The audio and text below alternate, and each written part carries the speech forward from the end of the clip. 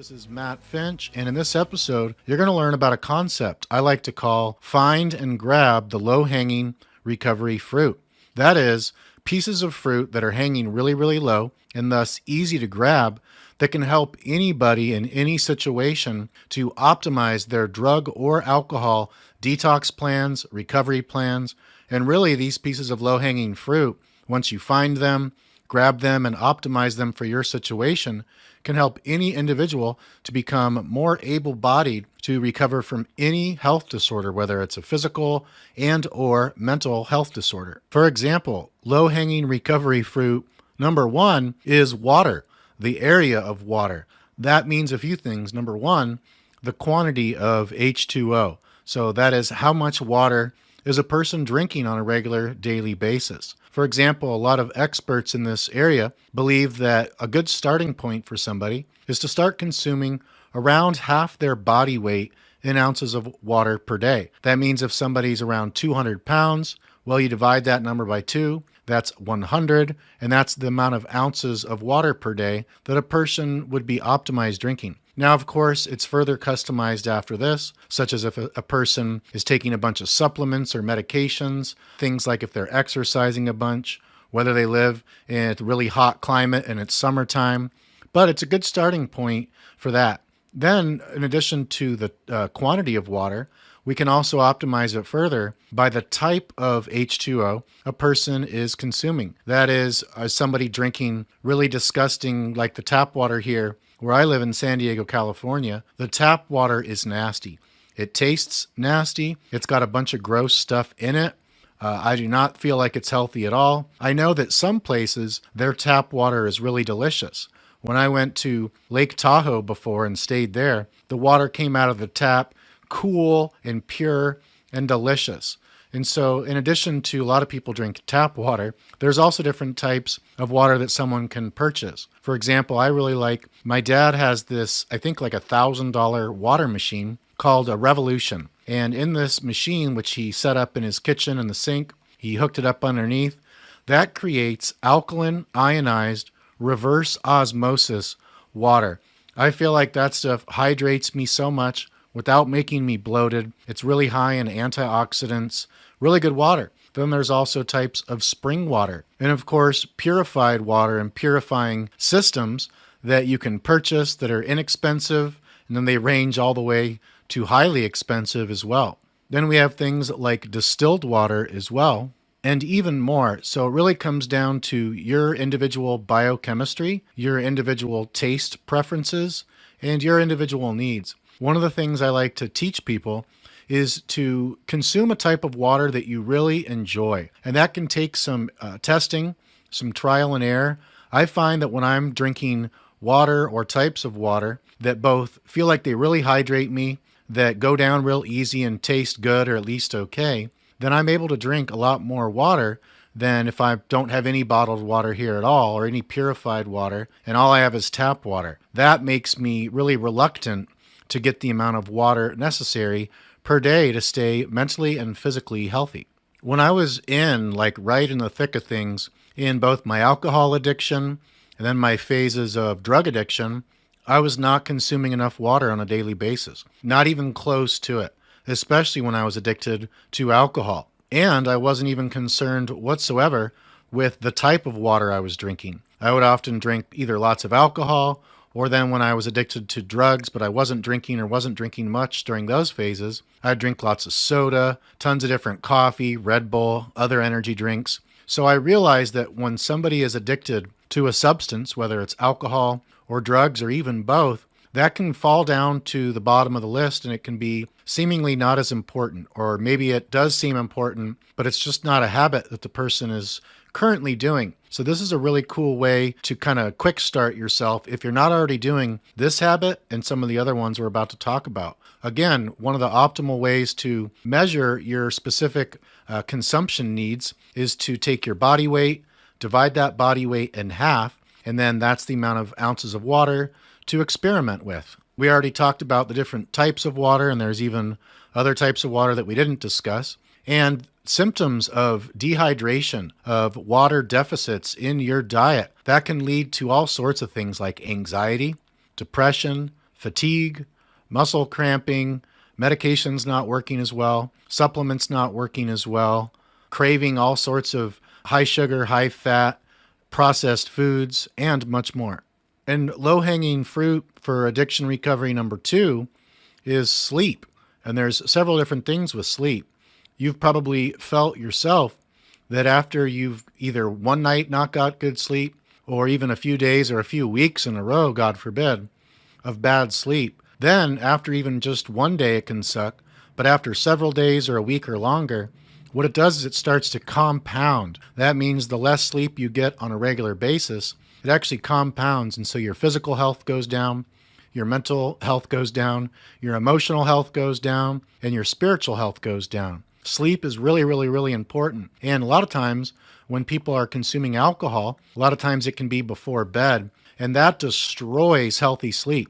Other drugs that do that are things like benzodiazepines, Xanax, Klonopin, Valium, and the other benzos. Many different substances actually not only, well, they can help you to fall asleep, but they can interrupt your healthy REM sleep, which is responsible for emotional repair while you're sleeping. In addition to that, a lot of people have irregular sleep schedules. That means they don't have any rhyme or reason to when they go to bed. It just depends on whether they're watching binging a show on Netflix or Amazon, or binging videos on YouTube, or whatever's going on. They kind of just leave it up to, the day and reacting to the day and the night of when they go to sleep. So one thing you can do right away as a first step is to go online and Google sleep chronotype quiz. There are sleep experts that have free online assessments to help you figure out what sleep chronotype you are. So that means, are you a person that, like me, I do best when I go to bed, typically throughout the year, sometime in between 9 p.m. and maybe at the latest 11 p.m. Whenever I go to bed at like 11, 11:30, midnight, and especially later, I notice I don't feel as good the next day. Lately, since it's been getting darker a little bit earlier, maybe 6:30 p.m. where I live, I've been going to bed at like 9:30 p.m., 9:45 p.m., and I feel by far my best when I'm going to bed at this time. It's pretty much always been like this for me. So there's other people, however, that do not do their best when they go to bed early, and they can do their best when they go to bed at maybe 1 a.m. or 2 a.m. So there's actually different sleep chronotypes, and we can actually change these chronotypes over the phases of our life, depending on what our biochemical individuality and lifestyle is like at the time. Someone might start off in life as, a chronotype that goes to bed best and sleeps best when they go to bed early. Then all of a sudden, when they're 35 or 40, they find out that while that worked for the most of their life, now they're finding that when they go to bed at like 3 a.m., that is actually best for their mental and physical and emotional health. So this is a great first step. Not a lot of people have heard of sleep chronotypes, but it can be completely life-changing. And then the next step after figuring out what your sleep chronotype is to develop some type of a plan, some type of a structure to where you can actually stick to healthy sleep rituals, a healthy before bed sleep routine, some type of system to where you go to bed at either the same time every night or approximately somewhere around the same time every night, and preferably to also try to wake up around the same time every morning. Doesn't have to be exact, but the more you can habitualize your sleep to go to bed at the same time and to wake up around the same time based on your specific sleep chronotype, that can just pay off in dividends for your mental, physical, emotional, and spiritual, and even relationship health. Low-hanging fruit for addiction recovery number 3 is what I call foundational micronutrients. That is, if a person is not already taking some type of really high quality premium, or at least, pretty good quality multi-nutrient, that is multivitamin, multi-aminos, and multi-minerals, etc., well, that can be a great place to start with supplements. These multivitamin supplements typically have a bunch of different nutrients, usually at least 2 dozen, if not 3 dozen or more, things like vitamin C, B complex vitamins, zinc, vitamin D, magnesium, and other things as well. Some of them are so expanded, like Chris Scott, my co-host of this podcast, He has a supplement company called BioRebalance, and his current supplement on the product line is called BioRebalance Restore. That is a liposomal powder. Liposomal nutrients have around an 80 to 90% absorption rate versus regular nutrients that you take in like a capsule or tablet or powder form. If they're not liposomal, they can have around a 7 to maybe 10% absorption rate if they're powders or capsules or tablets, and maybe a 20 to 25% approximate absorption rate for liquids. So this is a really good supplement. It's really high quality premium, pretty pricey. The one that I use is called Ancient Nutrition Men's Daily. So it's a one a day capsule, and it's for men over 40 actually, which I am. I'm 42 years old. The multi-supplement that Chris Scott uses is called Legion Triumph. This is a huge one. I think it's like maybe 6 or 8 capsules a day that he takes. It has so much stuff in it, all the different foundation nutrients I talked about, plus things like coenzyme Q10, other types of really powerful antioxidants, and much more. It's a sports multi, and they have one for men, and they have one for women as well. Zach Reeder, who's another certified fit recovery coach who I've interviewed now twice on this podcast, and Chris has interviewed him once as well, so he's had 3 appearances. The multi-supplement he takes is phenomenal. It's a pretty good deal. It's pricey, but not too pricey. I forget the brand name of that, but I mean, there's just, my reason of saying all this is there is plenty. There's no shortage of these really high quality foundational nutrients of multivitamins, multiminerals, multi-aminos. So just taking one of these things a day, one product like this, if you take the right one and it's good for your biochemical individuality and needs, it might be life-changing. You might not feel anything whatsoever, but it's good to know that you are getting the foundation nutrients to help offset nutritional deficiencies from either a poor diet or even a good diet, but the amount of nutrients, micronutrients that are now in our fruits and vegetables, etc., are a lot lower than they used to be due to our modern agricultural technologies, which have really stripped the minerals from our soils. And when it comes to low-hanging fruit category number 3, these foundational nutrients, in addition to taking a high-quality multi, there's also things you can do like taking single micronutrient supplements, things that are commonly deficient in U.S. adults, and I'd imagine many adults from other highly developed countries. Things that we're commonly deficient in, such as vitamin D, by taking a vitamin D3 supplement. And usually you want to take it a combination of vitamin D3 with K2, vitamin K2, or vitamin MK7, because that really helps the absorption of D3. And then next, magnesium. Magnesium is very commonly deficient. That's the anti-stress mineral, and it's responsible literally for more than 300 physiological processes in the brain and body. Next, we come to zinc, which is a mineral, and this one is especially important for men as it's very hard to get in our nutrition unless you're eating oysters or pumpkin seeds every day. Most guys are probably not getting enough zinc, and zinc is a precursor to testosterone. And testosterone, when that gets low, which drinking can do, which opioids can do, benzos, pretty much almost everything that is can be an addictive substance, if somebody's using that regularly, well, unless they're on testosterone replacement therapy, they're likely at least somewhat deficient in testosterone. And that can lead to symptoms like depression, weight gain, bad sleep, hair loss, and much more. And last but certainly not least, omega-3s. Oh, U.S. adults are typically so deficient on the average in omega-3 long-chain fatty acid nutrients. You might have heard of like fish oil supplements or krill oil supplements, or less commonly known about microalgae supplements. These are high in omega-3s, and specifically EPA and DHA. These are so important for brain health, for mood support, for inflammation control, and much more. These are like super nutrients. And unless somebody's eating a really high quality diet that's also abundant in specific types of fish or other seafood or other plant oils, there's a big chance that they're not getting a healthy amount of omega-3s in their diet.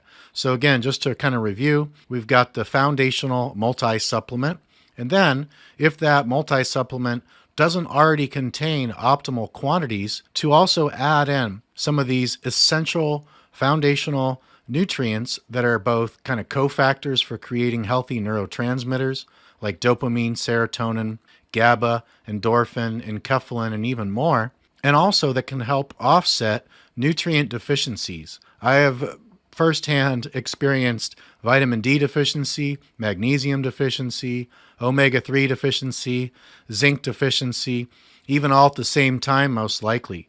And just optimizing these nutrients, just to optimize these so you're not deficient in these, that can make a big, huge change in someone's life. When I was vitamin D deficient, and then I started taking vitamin D3 with K2 added to it, it totally changed my life. The first time I was ever quitting alcohol, and my mom's acupuncturist friend told me to take a big, huge dose of magnesium every night after dinner, all of a sudden that helped my alcohol withdrawal and my sleep and my mood so much more. When I was deficient in omega 3s, my mental health was horrible. Everything, like I had so much anxiety and so much depression, and optimizing omega 3s really helped to offset that. That was just one piece in my missing link jigsaw recovery puzzle for myself personally. So I call these micronutrients CDNs. That stands for commonly deficient nutrients. So CDNs. The CDNs again are zinc, omega 3s, vitamin D, and magnesium. Those appear to be, even through research, the largest nutrients that are deficient in U.S. adults. So then low-hanging fruit for addiction recovery, alcohol, drug recovery, anxiety recovery, depression recovery, chronic pain recovery.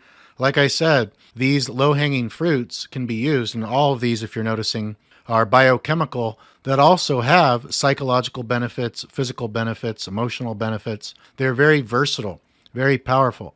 But category number 4 is to win the first meal of the day. That being, no matter what your first meal of the day is, no matter when your first meal of the day is, I'm assuming that you have a first meal of the day. Everybody eats. And so it's to win the first meal of the day. It's to focus on, no matter what, developing the daily habit of getting that first meal in and really nailing it hard, getting it totally optimized for your biochemical individuality, totally optimized for your specific current needs that you have and desires and goals. And so, for example, some people do their best when they intermittent fast, and that means they skip breakfast, and their first meal is maybe around 11 a.m., 12 p.m., or even 2 p.m. Some people do best when their first meal is right when they wake up. So it depends. This one can be much varying depending on the person and their unique situation. For myself personally, during this phase that I'm going through right now, I do best when I have my first meal of the day around 3 to 4 hours after I awake. I used to be, most of my life up until maybe my mid-30s, I had a ravenous appetite all day, every day, a really fast metabolism. And so within like 15 minutes to maybe an hour at the latest of waking up, I'd be wanting to eat some food. I could even, back throughout my 20s and early 30s, even up to my mid-30s, I could wake up and 45 minutes later, eat a big, huge breakfast burrito and wash it down with an ice-cold 12-ounce can of Mountain Dew. If I were to do that nowadays, I wouldn't even be able to get probably a half of that burrito down, and I'd probably go right back to sleep afterwards because I'd be so full and tired. So nowadays I have a much lighter diet. I'm eating much lighter, more energizing, alkaline, low-calorie foods that are really high in micronutrients. So I'm on a diet that is, much lower calorie than it was back in the day because my metabolism has slowed down as I've aged, and it's much higher in something called micronutrient density. That is, imagine something like a bunch of white bread with some Jiffy peanut butter on it, with some jelly that has like a bunch of sugar and artificial colors and flavors in it, and a glass of like milk that is low-fat milk, not organic, not grass-fed. So what's that going to do? Well, that's going to be typically a pretty good amount of calories. It's going to have a bunch of chemicals in it, and it's not going to have very high micronutrient density. Things like vitamins, phytochemicals, antioxidants, and other types of these nutrients, amino acids. These are all micronutrients. Macronutrients are things like protein, fat, carbohydrates, and fiber. And all of those except for fiber actually have calories in them as well. So micronutrient density is the amount of micronutrients in a meal or a food or a beverage, etc. So for my current preferences and needs and goals and desires, my first meal of the day is about 3 hours, depends, it could be 2 hours after, 3 hours after I awake, sometimes 4 hours after I wake up. What I'll do is I'll put 8 to 12 ounces of either spring water or alkaline ionized reverse osmosis water into my blender, and I'll put around a tablespoon of cold pressed organic extra virgin olive oil sourced 100% from Greece.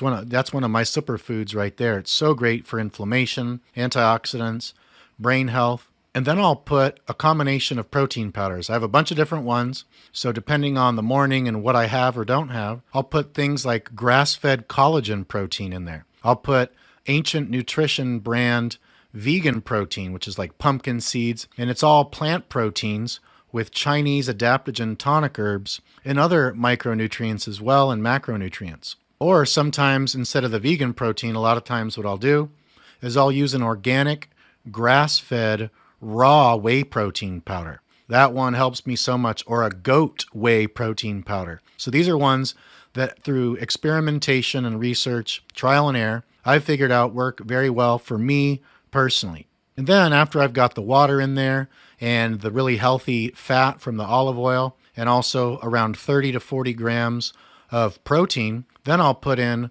1 scoop of organic beetroot juice powder, which is a nitric oxide booster. Nitric oxide is known as the molecule of life. Some people in the 1990s, some researchers, won the Nobel Prize in medicine for their research and discoveries of nitric oxide. And we can go, a couple of minutes maybe without breathing, depending on the person, a couple of weeks to a couple of months without food, depending on the person and their situation, and not very long without water, maybe day, couple days. I'm not sure exactly what it is. It also comes down to the situation and the person. We can only go several seconds without nitric oxide before dying. This stuff's really important. Nitric oxide also declines as we age, and thus that's one of the reasons out of many that the symptoms of aging can develop. So nitric oxide, really popular amongst athletes. It is a energy booster, a vasodilator, an anti-inflammatory. It boosts nutrient absorption. It boosts sexual function, and it can act as kind of a master to increase levels of other neurotransmitters. So when your nitric oxide is flowing, it can help you to create more dopamine, more serotonin, more of these other mood-boosting neurotransmitters that are often very deficient amongst people trying to overcome drug or alcohol dependence. Then I'll put in 1 or 2 teaspoons of Health Force brand natural food vitamin C powder. So this is a vitamin C that is not even semi-synthetic at all. It has no syntheticness. It's all natural, and it's from powdered real fruits that produce vitamin C. So I think 2 teaspoons has around 360 milligrams of vitamin C. So it's not like this huge amount, but think about it. This is coming from whole fruits, things that are like already whole foods. What does that do? That radically significantly boosts the absorption rate because it's whole food that I'm consuming. And we can assimilate foods much better than synthetic or semi-synthetic supplements. Then I also like to use a product called Dragon Herbs Tonic Alchemy, which is a powder. I think the serving of that is like 9 grams. So a lot of times I'll just do a half scoop because it's pretty expensive and it doesn't taste that good. But Tonic Alchemy has 91 different ingredients in it. Chinese herbs, sea vegetables, land fruits, probiotics, prebiotics, and much more. This stuff is so healthy, it is ridiculous. It is like one of the most healthy health products I've ever taken. I'm currently out of it right now and need to reorder it. And sometimes depending on the morning, I may put other things in there as well. Like I have things like gelatinized organic maca root powder, which is a Peruvian adaptogen and a root that grows only above 14,000 feet at elevation. And this stuff is really, really good. It's nicknamed Peruvian ginseng because it's so powerful as a endurance enhancer, energy enhancer, mood optimizer, depression fighter, hormone regulator, endocrine booster, and much more. And there was a phase that I went through just prior to the current phase that I'm in, where if I had any carbs in my morning shake, it would make me tired. In fact, it would make me so tired that I stopped doing it. So my shakes were literally just 30 to 40 grams, or maybe 45 grams at times, of protein powder, and the olive oil that I mentioned, and water or coconut water, and some of those micronutrient powders that had either really, really low calories to almost negligible calories. And that would help me to, make me not hungry, make my brain work good, and make me get through the next several hours having much more energy. So I'm getting that healthy fat and I'm getting that protein. The building blocks of protein are amino acids, and amino acids help us to create neurotransmitters. So I was really doing that for a while. Now I noticed that if I do it like I was before, it doesn't give me as much energy. I'm not sure why, our bodies and brains go through different phases. A lot of it has to do with lifestyle. A lot of it has to do with just aging and things that we're doing or not doing. So you can go through different phases. There have been phases where I don't want to do a shake in the morning. For instance, instead, I would do something like 3 eggs, either poached or over easy, pasture raised organic eggs, and also some avocado and maybe a piece of toast from sprouted organic whole wheat bread, or maybe no bread, just the eggs and the avocado, or maybe poached eggs and steamed organic asparagus or sauteed organic asparagus, sauteed up with some organic ghee, which is really good. So now that you have some examples, think about this. If you're not currently winning the first meal of the day, that is having a habit in place, totally habitualized, where you don't even have to think about it, every morning or afternoon, whenever it is you consume your first meal, are you winning the first meal of the day? When you win the first meal of the day, that sets you up to win all the rest of the meals in the day. And even if you don't win the rest of the meals of the day, if you have that habit, you're guaranteed going to have a really healthy meal for your first time. So it's just a great thing to do. With all these pieces of low-hanging fruit, realize that these are things that we're already doing. Well, most of us are already doing all of these or most of these. We already have to drink water. We already have to sleep. We already have to eat. And most of us, most people, already take supplements, or even if it's just a multivitamin or something like that. Or most of us we swallow some type of capsule, even if it's just a blood pressure medication or an SSRI or some other type of over-the-counter or prescription medication. So these are habits that we already do. They typically don't take a lot of extra time. You're just optimizing things that we already have to do. We already have to sleep, eat, and drink water. And, it's usually good for a person to also have some type of micronutrient protocol in the form of dietary supplements. It's not mandatory, of course. But these are things it's usually not a new thing you have to add into your life. Like notice, I'm not saying go get a counselor, go enroll in treatment. Of course, all those things can be helpful depending on the person, depending on the situation, depending on their preferences, resources, desires, needs, goals, and more. But these biochemical pieces of fruit that affect your psychology, your mindset, your emotions, and even your spirituality and relationships, these are things that anybody can look at, address, find these pieces of low-hanging fruit, grab them, and then optimize them for themselves.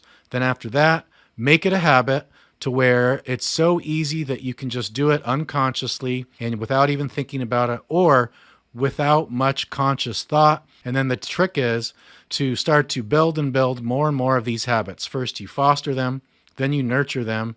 Then over time, you stack these. So it's a kind of process that never ends of finding new habits, experimenting with them, if you like them, adopting them, and then nurturing them and strengthening them. And then once that's a nice habit, moving on to something else, doing the same process. And over time, you start to skill stack, resource stack, habit stack, continuing to get the low-hanging fruit, continuing to optimize biology, psychology, social relationships, your environment, and your spirituality. And when you do that and you make this a constant daily awareness and mindfulness practice, the sky seems to be the limit with how much you can positively affect and transform your life, keep raising your baseline, keep seeing improvements, and stop procrastinating, stop getting stuck into ruts, all that other stuff. It really is possible through consistency. And that's all I have for you today. Thanks so much for joining me. I love this topic of how to find and grab the low-hanging recovery fruit. Of course, there's more pieces of low-hanging addiction recovery fruit. These ones, I think, are some of the fundamentals, some of the easiest ones for people to first find out about and then grab these pieces of fruit. And so maybe we'll do a new episode coming up soon on some other pieces of low-hanging fruit. I also want to mention, coming up very soon, Chris Scott is going to interview Dr. Umhau, who's been on here twice before. You're going to definitely want to tune into that one. Dr. Umhau is a genius. He's just so intelligent, such a great guest. And I'll be interviewing for the second time Amy Guerrero.